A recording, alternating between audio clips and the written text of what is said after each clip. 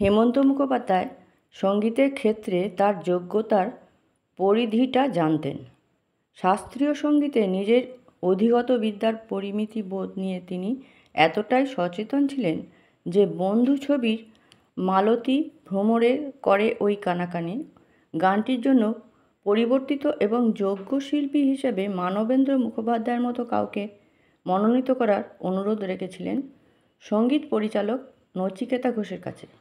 নচিকেতা ঘোষ হেমন্ত মুখোপাধ্যায়ের এমন অনুরোধ তৎক্ষণাৎ প্রত্যাখ্যান করেছিলেন।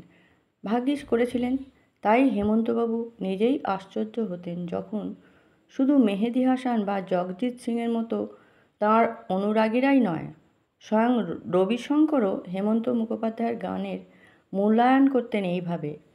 সিম্পলিসিটি অফ এক্সপ্রেশনের একটা অবশ্যম্ভাবী আবেদন আছেই, কারণ তার মধ্যে কোনো প্রেজেন্টেশন নেই। এই অকৃত্রিম আত্মবিভোর এবং স্বচ্ছন্দ পরিবেশনাই হেমন্তবাবুর গানের প্রধান আকর্ষণ।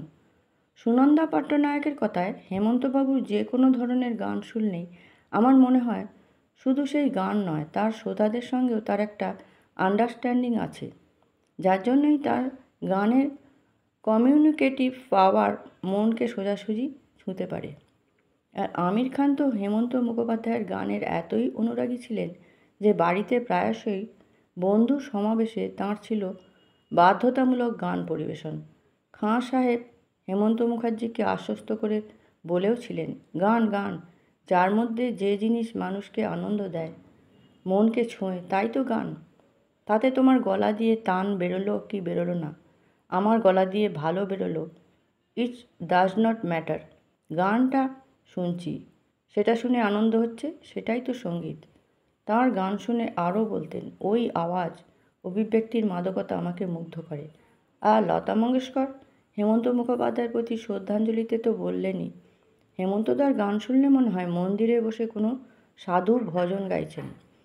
হেমন্ত মুখার্জি জানতেন কণ্ঠই তার সম্পদ, তাই পরে আর ক্লাসিক্যাল না শেখার আফসোসটা তার ছিল না। তার নিজের উপলব্ধি, আমার মনে হয় যে ক্লাসিক্যাল শিখতে গেলে আমার এই গলাটা আর থাকতো না, কারণ ঘষা মাজা করতে করতে আমার গলার এই ব্যাপারগুলো নষ্ট হয়ে যেতে পারত। তাই অহেতুক সুরের প্যাঁচ বা গিটকিরি দিয়ে কোনো ওস্তাদি নয়, কণ্ঠের মাধুর্য, সরল সুন্দর মিষ্টি সুর, সহজ গায়কী আর ভালো কথা, ব্যাস এখানেই লুকিয়ে আছে সঙ্গীতের মেলোডি আর রোমান্টিকতার ভ্রূণ। এই সত্যটা হেমন্ত মুখোপাধ্যায় বুঝেছিলেন, তাঁকে বুঝিয়েছিলেন রবীন্দ্রনাথই, তাই সফল সুরকার হিসেবেও তাকে ঋদ্ধ করেছে রবীন্দ্রনাথেরই গান। এটা তার নিজেরই কথা। সুরকার হেমন্ত মুখোপাধ্যায়কে নিয়ে অনেক কথাই তো বলার, কিছু কথা এখানে বলতে হয়। সুর তো যথার্থই আশ্রয় খুঁজে পায় হেমন্ত মুখোপাধ্যায়ের স্বর্গীয় কণ্ঠে, তথাপি অনেক সঙ্গীতবেত্তার কাছেই সুরকার হিসেবে হেমন্ত মুখোপাধ্যায়ের প্রতি পক্ষপাতিত্বটা তুলনায় বেশি। শ্রীকান্ত আচার্যের মতো একালের অনেক শিল্পীদের এমনই অভিমত। আর পণ্ডিত অজয় চক্রবর্তী তো হেমন্ত মুখার্জি সুরারোপিত এবং কিশোর কুমার গীত ও শ্যাম কুচ আজিব থি গাইতে বসে শুরুতেই বলেছিলেন, হেমন্ত মুখোপাধ্যায় গান তো বিশেষ শেখেননি, কিন্তু আমার মনে হয় তাঁর মতো সুরকার ভারতবর্ষে আর জন্মায়নি।